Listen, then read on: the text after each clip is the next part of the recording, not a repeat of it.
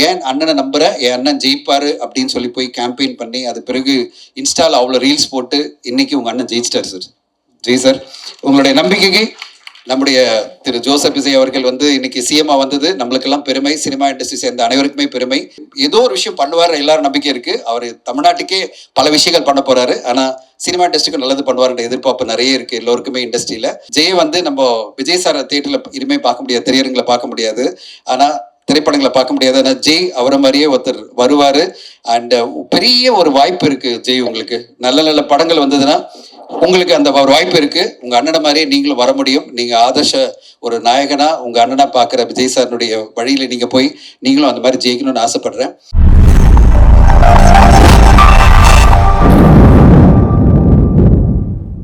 வந்திருக்கும் அனைத்து ஊடக நண்பர்களுக்கும், மேடையில் விட்டிருக்கும் திரு முருகதாஸ் அவர்களுக்கும், சசி சாருக்கும், இந்த ஹோல் படக்குழு சட்டென்று மாறுது வானிலை பாபு விஜயிலிருந்து எல்லோருக்கும் என்னுடைய மாலை வணக்கம். தம்பி, நான் ப்ரொடியூசர் கவுன்சில் செக்ரட்டரி எல்லாம் இல்லை, அங்கே வந்து பேர நோட்டீஸ் கிட்டீஸ் கொடுக்க போகிறாங்க. நான் தமிழ் ஃபிலிம் ஆக்டிவ் ப்ரொடியூசர் அசோசியேஷனுடைய ட்ரெஷரர். நீங்கள் ஏதாவது தப்பாக சொல்லி நம்மளை மாட்டி விட்டுறாதீங்க. ஓகே, முதல்ல ஆரம்பிக்கும் போதே ஒரு பாசிட்டிவான விஷயத்தோட சொல்லலாம். ரொம்ப முக்கியமான விஷயம் என்னென்னா, நம்முடைய மாண்புமிகு முதல்வர் திரு ஜோசப் விஜய் அவர்களுக்கும் இங்க இருக்கிற 3 பேருக்கும் வந்து ரொம்ப முக்கியமான கனெக்ஷன் இருக்கு. நம்முடைய ஜோசப் விஜய் சாருக்கும் இங்க இருக்கிறவங்களுக்கும் முதல்ல எனக்கு ரொம்ப சந்தோஷமா இருக்கு முருகதாஸ் சாரை பார்க்கறதுக்கு. அவருடைய 3 திரைப்படங்களுமே நம்முடைய விஜய் சாருடைய படங்கள்ல அவருடைய மிகப்பெரிய கரியர் அடுத்த கட்டம் போறதுக்கு மிகப்பெரிய துணையா இருந்தது 3 படங்கள். அவருடைய 3 படங்கள் பார்த்தீங்கன்னா துப்பாக்கி, கத்தி அண்ட் அதுக்கு பிறகு சர்க்கார் படத்தில் நீங்கள் எப்படி சார் முருகதாஸ் சார் வச்சிங்க? ஒரு ஓட்டில் ஒரு டிஃப்ரென்ஸ் பண்ண முடியும், நீங்கள் ஒரு சீட்டில் பண்ண முடியும். எப்படி உங்களுக்கு ப்ரிமானேஷன் இருந்திருக்கு? ஏதோ நடக்க போகுது ஒரு 5-6 வருஷம் கழிச்சின்னு சொல்லிட்டு அப்பயே நீங்கள் ஒரு படத்துலேயே சர்க்கார்லேயே அதை வச்சுட்டீங்க. கத்தியில் அவர் கொண்டு வந்த அந்த சோஷியல் இஷ்யூ, அந்த ஃபார்மர்ஸ்க்காக கொண்டு வந்த இஷ்யூவில் தான் நான் வந்து விஜய் சார் அப்போ பார்க்கும்போது நான் ஒரு விழாவில் சொன்னேன், சார் நீங்கள் கமர்ஷியல் திரைப்படங்களாக பண்ணும்போது முதல் முறையாக ஒரு படம் இவ்வளோ எமோஷனாக இவ்வளோ அழகான பெர்ஃபார்மன்ஸ் நீங்கள் கொடுத்துருந்தீங்கன்னு சொன்னேன்.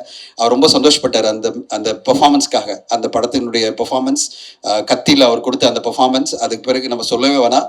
துப்பாக்கி என்னைக்குமே காலங்காலமாக பேசப்படுற ஒரு மாபெரும் கமர்ஷியல் படம். இந்த 3 படங்கள் விஜய் சாருக்கு எவ்வளோ பெரிய வெற்றி கொடுத்ததோ அந்த மாதிரி அவருடைய கரியர்லையும் முருகதாஸ் சாருக்கும் பெரிய ஒரு ஸ்கேல் அடுத்த கட்டம் போன படங்கள். அந்த ஒரு கனெக்ஷன் இந்த ப்ரெசன்ஸில், அவருடைய ப்ரெசன்ஸில் இருக்குது. அடுத்ததாக முக்கியமாக ஒரு ஆளை சொல்ல இடம், அது வந்து இந்த படத்தில் நடித்த நடிகர் நம்முடைய ஜெய் அவர்கள்.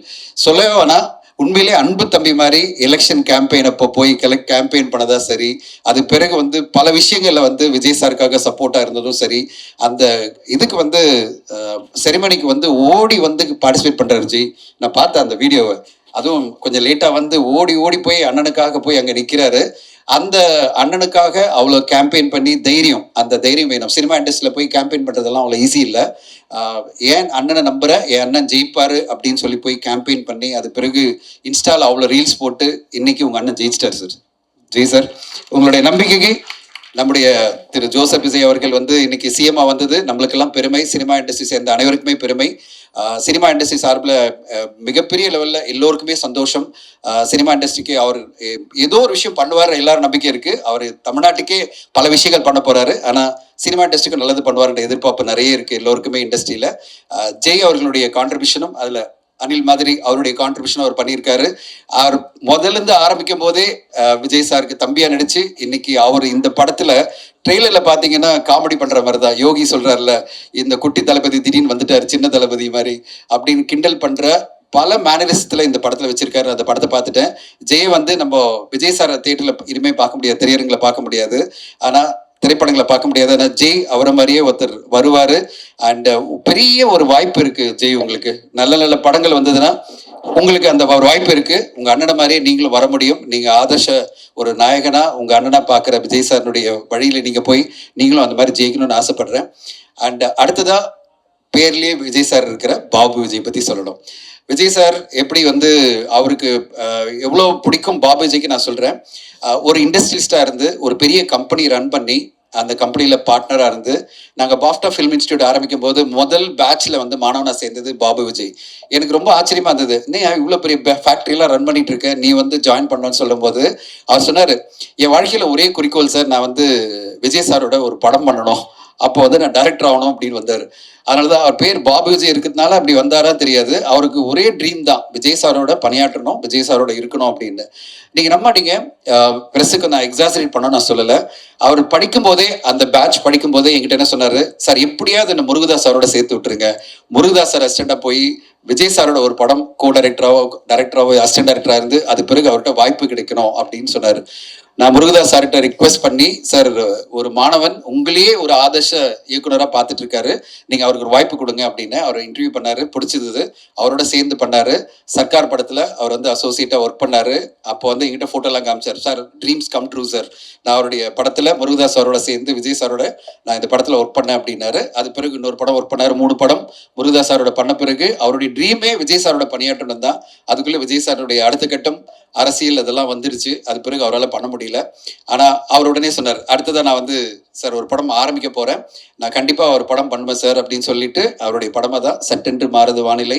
அவருடைய ஃபேமிலி மெம்பர்ஸ் எல்லாரும் அவரை ட்ரஸ்ட் பண்ணி அவர் மிகப்பெரிய லெவலில் ஒரு பட்ஜெட் கொடுத்து இந்த படத்தை அவங்க பண்ணியிருக்காங்க. அவருடைய ஃப்ரெண்ட்ஸு, அவருடைய ஃபேமிலி எல்லாரும் சேர்ந்து.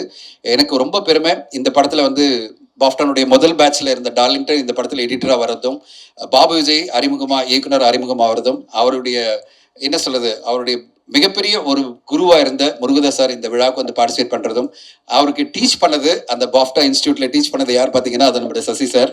ஸோ எல்லாருமே இங்க இருக்கிறோம். நாங்க ரொம்ப சந்தோஷமா இருக்கு. சட்டென்று மாறுது வானிலை. நான் வந்து சொன்னேன், முதல் படம் ஆரம்பிக்கும் போது ஒரு சின்ன பட்ஜெட்ல ஒரு யதார்த்தமான ஒரு படைப்பா, ஒரு என்ன சொல்றது, சில அறிமுகம் எடுத்த உடனே பார்த்தீங்கன்னா அந்த மாதிரி படைப்பு வந்தால் நல்லா இருக்கும் பாபுஜி அப்படின்னு என்னுடைய ஒரு அட்வைஸாக சொன்னேன். இல்லை சார், நான் வந்து ஒரு பெரிய கமர்ஷியல் டைரக்டரோட வந்து நான் வந்திருக்கேன், நான் கமர்ஷியல் படத்தோடு தான் ஆரம்பிப்பேன் அப்படின்னு சொல்லிட்டு இந்த சட்டென்று மாறுது வானிலை. ஏன்னா அவர் வந்து முருகதாஸ் சாருடைய சிஷியன். அந்த இது மாதிரி நான் ஒரு கமர்ஷியல் படம் கொடுப்பேன் சார் அப்படின்னு வந்திருக்காரு. அவருக்கு இந்த படம் பார்த்து உங்களுக்கு பிடிக்கும் நான் நம்புகிறேன். நீங்கள் சப்போர்ட் பண்ணணும்னு உங்களை எதிர்பார்க்குறேன். ஒரு நல்ல கமர்ஷியல் டைரக்டர், என்டர்டெயின்மெண்ட்டை காம்ப்ரமைஸ் பண்ணாமல் எல்லா விதத்துலையுமே இந்த படம் வந்து என்டர்டெய்னிங்கான ஒரு படம். சோஷியலி ரெஸ்பான்சிபிளான ஒரு தீம் இருக்குது, மக்களுக்கெல்லாம் போய் சேர வேண்டிய ஒரு தீம் இருக்குது. இப்படி எப்படி முருகதாஸ் சார் அவருடைய எல்லா படைப்புகளிலும் ஒரு என்டர்டெயின்மெண்ட் வேல்யூ கொடுப்பாரு, மிகப்பெரிய கமர்ஷியல் படமாக இருக்கும், ஆனால் சோஷியலி ரெஸ்பான்சிபிள் தீம் ஒன்று இருக்கும். பாபு விஜய் அதே மாதிரி அவருடைய அடியை ஃபாலோ பண்ணி அவருடைய பெஸ்ட் எஃபர்ட்டாக சட்டென்று மாறுது வானிலையை கொடுத்துருக்காரு. இந்த படம் எல்லோருக்கும் போய் ரீச் ஆகும் நான் நம்புகிறேன். ஊடக நண்பர்கள், இந்த படம் இந்த 4 நாளில் வரப்போகுது. உங்களுடைய ஆதரவை கொடுத்து இந்த படத்துக்கு மிகப்பெரிய அளவில் வெற்றி கொடுக்கணும்னு எதிர்பார்க்குறேன். தளபதி விஜய் சார் இன்னைக்கு நம்முடைய மாண்புமிகு முதல்வராக மாறி மிகப்பெரிய ஒரு லெவலில் சாதனை படிச்சுட்டு இருக்காரு. அந்த மாதிரி அவரோட சம்மந்தப்பட்ட பல பேர் இங்கே நிற்கிறாங்க. எல்லோரும் சேர்ந்து இந்த படைப்பை கொடுக்குறாங்க. அப்படிப்பட்ட ஒரு படைப்பும் மிகப்பெரிய வெற்றி அடையணும்னு உங்கள் ஆதரவோடு கேட்டுக்கிறேன். நன்றி, வணக்கம்.